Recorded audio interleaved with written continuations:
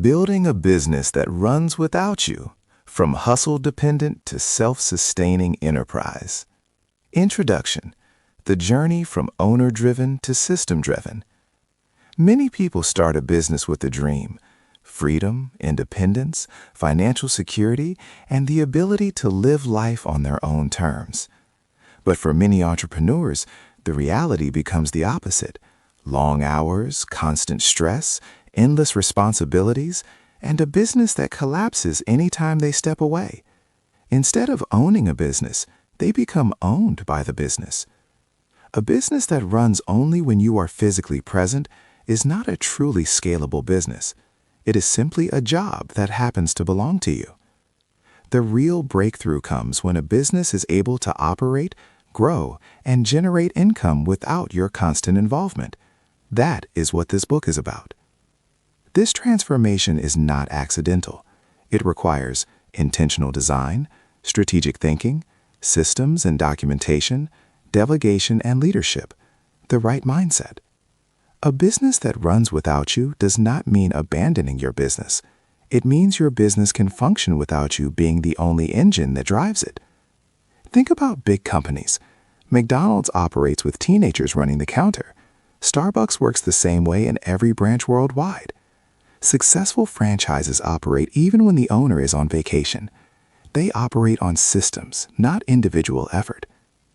The 3 stages of entrepreneurial growth. Every entrepreneur moves through these stages. The operator stage: you do everything yourself. The manager stage: you supervise others doing the work. The owner stage: the business works through systems, teams, and leadership structures. Most business owners get stuck at stage 1 or 2 because they never intentionally build the systems required for stage 3. Why many businesses fail to run without the owner.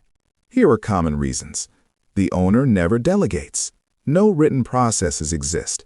The business depends on the owner's knowledge. Staff are not trained to take responsibility. There is no structure or leadership pathway. The owner fears losing control. This book will help you reverse that cycle. You will learn how to design a business that operates on systems instead of memory, runs on documented processes instead of guesswork, can function whether you are present or away, provides freedom, scalability, and long-term value. You will see stories of entrepreneurs who transitioned from overwhelmed to automated, and examples from small and medium-sized businesses, not just giant corporations. By the end, you will understand how to transform your business from a founder-dependent hustle into a self-sustaining enterprise. Let's begin. Chapter 1: Shifting from Worker to Architect. Understanding the mindset shift. Before your business can run without you, your thinking must change. Many entrepreneurs unconsciously build their businesses around themselves instead of around systems. The first step is to see yourself not just as someone who works in the business, but as the architect who designs how the business works. If you remain the main problem solver, main worker, and main decision maker, your business will always require you. Your goal is to move from "how do I do this" to "how can this be done without me?" Case story: David's small cleaning business. David started a small cleaning company. At first, he did all the cleaning himself, answered customer calls, handled payments, and drove from one location to another every day. He was hardworking, but constantly exhausted. One day, he got sick. The business stopped immediately because no one else knew how to handle the jobs. That was when he realized, I don't own a business, I own a job. David decided to change his mindset. Instead of asking, how can I do more work, he began asking, who can do this aside from me? What system can replace my manual effort? How do I build a structure instead of a workload? Within 2 years, David had supervisors, cleaning teams, training manuals, scheduling software. The business continued operating even when he traveled. The turning point started in his thinking, not in his tools. Step-by-step guide, building the owner's mindset. Step 1, identify everything you personally control. Write down tasks only you currently handle, decisions only you approve, knowledge only you possess. This shows how dependent the business is on you. Step 2. Ask, what would happen if I left for 30 days? Imagine you had to travel suddenly. Who would lead? What would stop working? What would employees be unable to do? Where the system fails, that is where you must build structure. Step 3. Start thinking like a designer, not a worker. Every time you handle a task, ask, how can this be documented? How can someone else learn this? What tool or process could replace me here? You are not removing yourself instantly. You are gradually designing your replacement in the system. Step 4. Accept that letting go is necessary. Many owners struggle because they want perfection. They fear mistakes. They believe no one can do it like them. But growth requires trust, training, and patience. Some mistakes will happen, but improvement comes with time. Step 5. Commit to becoming the visionary, not the technician. Your long-term value comes from strategy, innovation, growth direction, not from being the one who performs every daily task. Once your mindset shifts, the structural transformation becomes possible. Chapter 2. Designing a clear and scalable business model. Understanding the purpose of business design. A business that runs without you must have a simple, repeatable, and understandable business model. If the operations are confusing or disorganized, no one else will be able to run them effectively.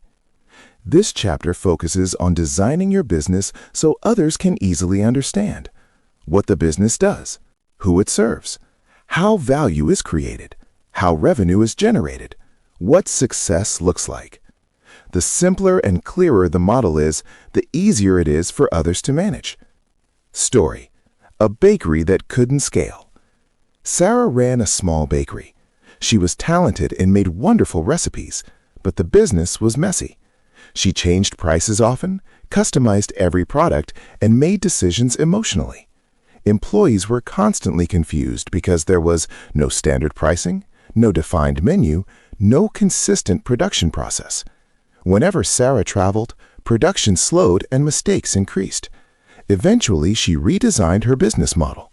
Standard product lines, clear profit margins, written pricing structure, process for order handling. Once the business became structured instead of improvised, her team could operate without direct dependence on her. Step-by-step guide, clarifying and structuring your business model. Step 1. Define one core value the business delivers. Ask, what primary result do we provide to customers? Examples: fast delivery service, affordable meals, reliable home care, professional cleaning, convenient beauty services. Clarity creates consistency. Step 2. Identify your main customer group. A business cannot serve everyone effectively. Define age group or demographic, type of client, common needs. The clearer the target audience, the easier it is for others to train staff on how to serve them. Step 3. Standardize your main products or services list. The core services you will always provide, optional services if applicable, services you will not offer. This removes confusion and prevents randomness. Step 4. Establish a simple, consistent pricing structure. Avoid constant price improvisation. Create fixed price lists, package options, clear discount rules, if any. Document it so staff can follow it without you. Step 5. Map out the basic flow of operations. Describe the journey from customer inquiry to final delivery. Example flow: customer contacts business, staff collects details, job is scheduled, service is performed, payment is processed, feedback is recorded. This forms the foundation for later system development. When your business model is clear and structured, others can run it more confidently and consistently. Chapter 3.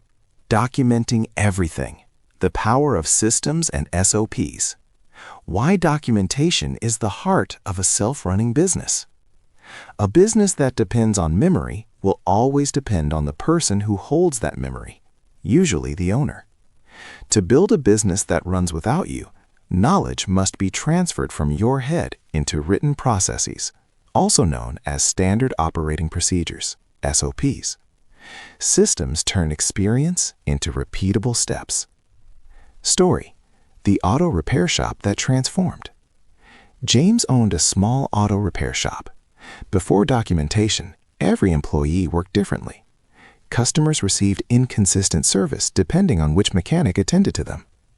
James began documenting how cars should be received, how inspection reports should be filled, how customer updates should be given.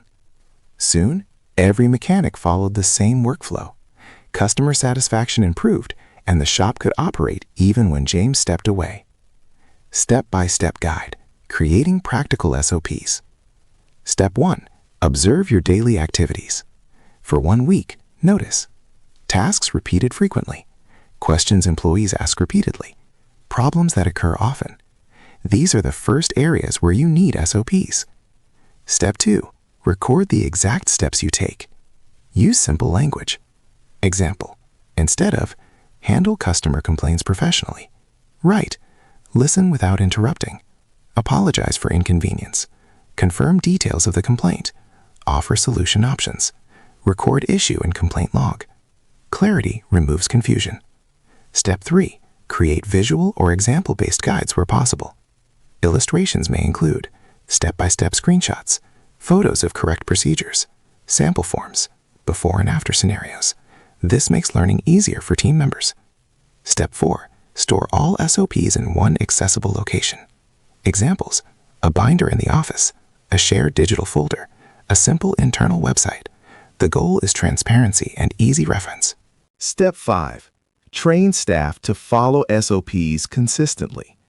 Explain that SOPs are not optional. They are the foundation of quality and consistency. Encourage feedback and improvements over time. When processes are documented, the business becomes teachable, repeatable, and transferable. Chapter 4. Building a reliable team and delegating responsibility. Why people are the engine of an independent business. Even the best systems need people to operate them. A business cannot run without you unless other capable people can take over roles, make decisions, and accept responsibility. Delegation is not dumping tasks, it is developing leaders. Case story: Maria's Beauty Studio. Maria ran a beauty studio and personally handled every client booking, payment, and staff schedule. She felt tired and overwhelmed, but was afraid to delegate because she believed others would mess things up. Eventually, she hired an assistant manager and began training her gradually. First in appointment scheduling, then in customer communication, later in inventory ordering. Mistakes occurred early, but improvement followed. Within a year, Maria could take time off while the studio still operated smoothly. Step-by-step guide, building a strong team. Step 1. Define clear roles. Every employee should know their specific duties, their limits of authority, their performance expectations. Ambiguity weakens accountability. Step 2. Delegate tasks gradually. Start with tasks that are routine, can be easily corrected if done wrong. As confidence grows, assign more complex responsibilities. Step 3. Teach decision-making, not just task execution. Encourage staff to think independently, evaluate outcomes, suggest improvements. A team that only follows orders will still depend on you. A team trained to think will sustain the business. Step 4. Establish a leadership structure. Examples: supervisor, team lead, manager levels, shift coordinators, department heads. This creates continuity and reduces overload on any single person. Step 5. Reward responsibility and initiative. People support the system better when effort is recognized, initiative is appreciated, growth opportunities exist. Strong teams make independent businesses possible. Chapter 5. Automation, Tools, and Technology Support. How technology reduces owner dependence. Technology is not a replacement for leadership, but it reduces manual workload, improves accuracy, and increases efficiency. Automation allows processes to run even when you're not present. Illustration example: a small delivery business. Before automation, orders were written on paper. Drivers constantly called the office. Delivery tracking was chaotic. After adopting simple software, orders were logged digitally. Drivers received automatic route updates. Customers received confirmation messages. The owner no longer had to coordinate every delivery manually. Step-by-step guide, using technology to support independence. Step 1. Identify repetitive tasks. Examples: scheduling, billing, customer reminders, inventory monitoring, sales tracking. Step 2. Select simple, affordable tools. Choose tools that match your business size. Complexity is unnecessary if the system remains clear. Step 3. Train staff to use tools confidently. Technology only works when people understand how to operate it correctly. Step 4. Integrate tools into SOPs. Update your documented processes to include the technology steps. Step 5. Review and improve periodically. Technology improves over time. Your system should adapt as well. Chapter 6. Testing, Monitoring, and Gradually Stepping Back. Why transition must be gradual. A business does not become independent in one day. The process requires testing, adjustment, and gradual withdrawal of your direct involvement. The goal is not sudden absence. The goal is progressive independence. Story: Ken's food service business. Ken wanted his business to run without him, so he decided to test the system.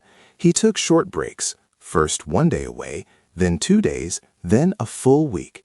Every time he returned, he reviewed what worked smoothly, what broke down, where more training or SOP updates were needed. Over time, the business improved and became stable without direct supervision. Step-by-step guide, transitioning out of daily operations. Step 1. Start with short absences. Leave the business for a few hours or a day. Observe what happens. Step 2. Review performance objectively. Ask, which processes worked perfectly? Which areas collapsed? Which employees need more guidance? Update your systems accordingly. Step 3. Increase the length of time away. Extend from 1 day to several days. Continue monitoring results. Step 4. Focus on leadership and strategy instead of operations. Use your new time for business expansion, partnerships, innovation, financial planning. Step 5. Maintain oversight without micromanagement. You are still the owner, but now your role is guidance, not control. Chapter 7. Managing the business through numbers. Why numbers, not feelings, should drive your business. A business that runs without you must be able to perform predictably and measurably, even when you're not present. Many entrepreneurs manage their businesses through emotions, intuition, or daily activity instead of measurable results. But real business stability comes from understanding and controlling numbers. Numbers tell the truth about whether the business is profitable, whether productivity is improving, whether customers are satisfied, whether the team is performing well. If you cannot measure it, you cannot manage it. And if you cannot manage it, the business cannot run without you. A system-driven business runs not on memory or assumptions, but on metrics, reports, and performance indicators that allow others to make decisions confidently. Story: the restaurant that was busy but losing money. A small restaurant was always crowded, but at the end of the month, the owner had little cash left. He believed the business was doing well because customers kept coming, but he was managing by emotion, not numbers. When he finally reviewed his financial metrics, he discovered food waste was extremely high. Portions were inconsistent. Discounts were uncontrolled. Labor hours were higher than revenue during slow shifts. After introducing standard food portions, cost per meal calculations, shift productivity tracking, weekly financial review meetings, the restaurant became profitable, and for the first time, the owner didn't have to supervise every detail personally. The numbers began guiding decisions instead of his presence. Step-by-step guide. Building a numbers-based management system. Step 1. Identify the key numbers that matter most. Every business has core metrics. Examples include revenue per week or month, gross profit margin, cost of labor, cost of supplies or inventory, number of customers served, customer return rate. Choose 5 to 7 key metrics that best describe your business performance. Step 2. Create simple, repeatable reporting tools. Avoid complicated systems at first. Use a spreadsheet, a printed weekly report sheet, simple accounting software. The key is consistency, not complexity. Step 3. Assign responsibility for data collection. You should not be the only one tracking numbers. Assign a supervisor to record daily sales, a staff member to track attendance or hours, an administrator to track expenses. This allows the business to run whether you are present or not. Step 4. Hold regular review meetings. Review numbers weekly for operations, monthly for financials. During review, ask, what improved? What declined? What must be corrected? Numbers remove arguments and guesswork. They guide decisions logically. Step 5. Use numbers to train, correct, and improve. Instead of, I feel performance is poor, say, productivity dropped 12% this week. Let's examine why. This creates a culture of accountability, clarity, and growth. When numbers drive your business, systems remain stable even when the owner is absent. Chapter 8. Building a leadership layer. Why a leadership layer is the backbone of an independent business. A business cannot run without you if everyone reports to you and depends on you for every decision. To build independence, you must create a leadership layer, a structure of capable people who supervise others, make decisions, and protect the culture and systems of the business. Leadership layers prevent bottlenecks, decision paralysis, overdependence on the owner, staff confusion and conflict. Instead, the business gains continuity, stability, shared responsibility, scalability. A leadership layer means responsibility is distributed across roles, not concentrated in you. Case story: the home care agency that scaled. Linda owned a growing home care service. At first, every caregiver reported directly to her. She approved schedules, handled complaints, and resolved emergencies. As the business grew, she became overwhelmed and burnt out. She reorganized the structure. Team leads for caregiver groups, a scheduling coordinator, a client care manager. Instead of calling Linda for everything, staff reported through the leadership chain. Problems were solved faster, and the business continued smoothly, even when Linda traveled. The company finally became owner independent. Step-by-step guide, creating a strong leadership structure. Step 1. Define clear leadership roles. Common leadership positions include shift supervisor, team lead, operations coordinator, assistant manager, department head. Each must have written responsibilities.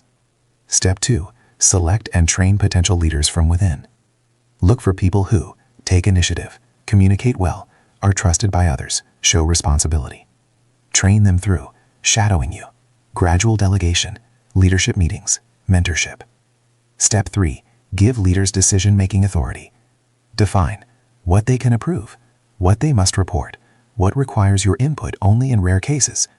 If leaders must ask you about everything, then you are still the system. Step 4. Build a culture of ownership, not obedience. Encourage leaders to think independently, solve problems before escalating them, support their teams, model the business values. Leaders who only follow orders cannot sustain a business without you. Step 5. Create succession continuity. Every leadership role should have a backup person, documented duties, training resources, so the system continues even if one leader leaves. When leadership is layered, the business becomes stable, self-directing, and resilient. Chapter 9. Testing whether the business can run without you. Why testing is the final proof of independence. You don't know whether your business can run without you until you intentionally step back and test it. Systems, SOPs, leaders, and technology are theory. Testing makes them real.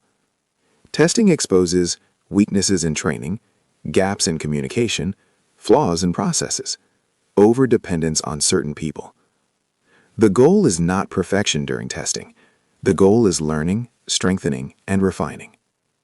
A business becomes independent gradually through controlled testing and improvement cycles. Story: the construction company's independence test. Emmanuel owned a small construction firm. He believed his systems were strong, so he tested them. He started by taking 1 day off, then 2 days, then a week.